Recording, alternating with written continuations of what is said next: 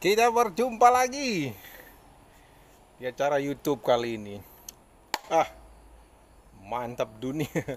Dunia jagat maya sedang heboh sebetulnya. Saya tidak terlalu membahas kehebohannya, tetapi justru saya ingin membahas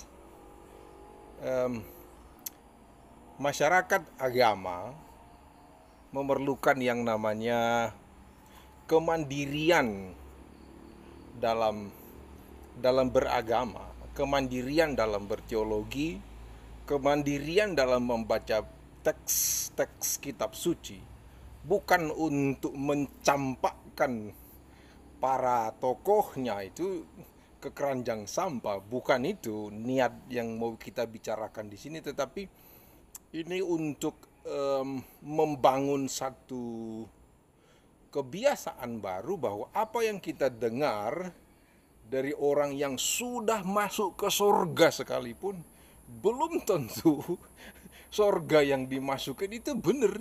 Jangan-jangan cuma halusinasi dia. Jangan-jangan cuma dia bikin-bikin sendiri lalu tidak bisa pembuktian, lalu dia cerita seenak perutnya dan enak itu juga kita mempercayai. Tidak seperti itu. Nah, ada hamba Tuhan dari gereja, ya tidak usah sebut nama lah, nggak asik ya, gereja Kristen di Indonesia lah ya, yang hoax teologis soal ajaran Trinitas itu. Hamba Tuhan ini sebetulnya luar biasa, luar biasa. Hanya memang persoalannya beliau kan YouTuber. Nah, sudahlah kalau bicara YouTuber memang jujur-jujur saja ada konsekuensi logis dari platform media ini. Nah, tetapi ini saya akan gunakan sebagai kesempatan bagi kita untuk kemandirian tadi itu.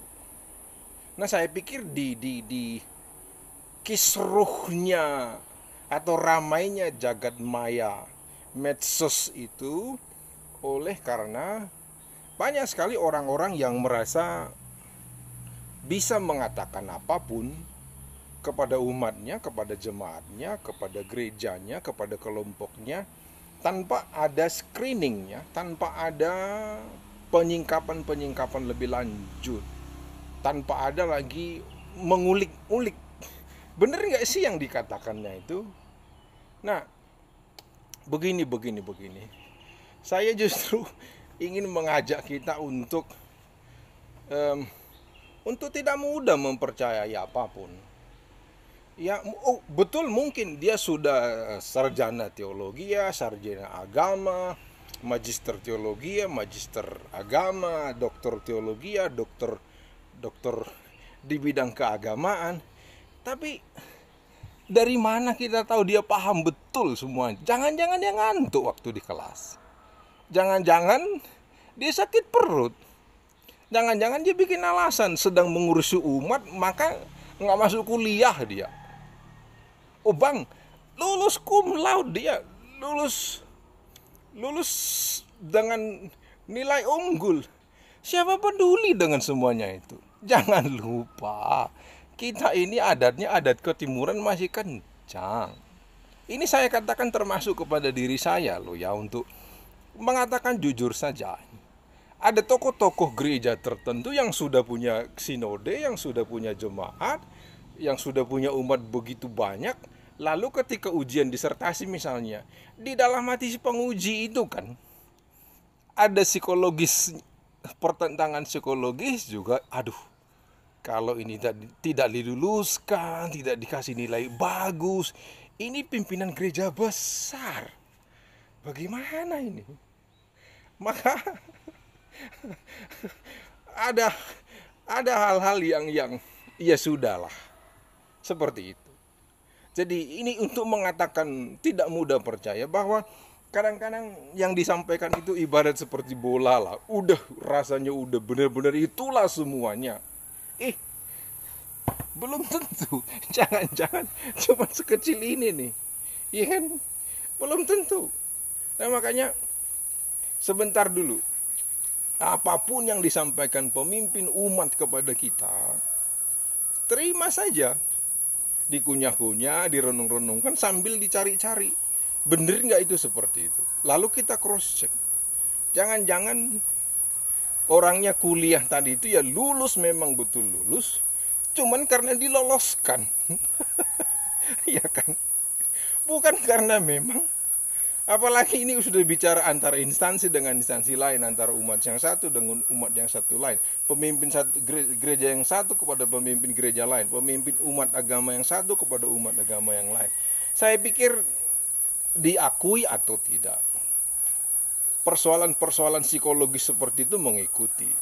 Nah, itu sebabnya apapun yang disampaikan kepada kita, termasuk saya yang bicara ini kan, saya selalu mengajar di kampus-kampus di mana saya mengajar. Nggak usah percaya yang saya bilang, belum tentu. Jangan-jangan saya karang-karang supaya ceritanya menarik. Jangan-jangan saya buat-buat aja. Maka perlu cross-check data. Jadi kalau sudah semua percaya, mahasiswa di kelas, penguji di kelas, sudah nggak asik. Nggak asik. Sama sekali tidak asik. Maka perlu kemandirian untuk menggali. Untuk menggali sendiri. Seperti apa sebetulnya ajaran-ajaran agama itu, dogma-dogma dari agama itu. Jangan lupa yang mau dicari adalah substansinya. Isi sebetulnya yang berguna untuk kita, tidak menciderai orang lain. Isi yang kita terima itu tidak boleh membunuh imannya orang lain, tidak boleh. Agama tidak dimaksudkan ke situ. Tapi para pemimpin agama demi eklesiologisnya itu, demi kelompoknya itu, demi keumatan itu, tidak lagi memperhatikan hal-hal seperti itu. Semoga hari Anda diberkati.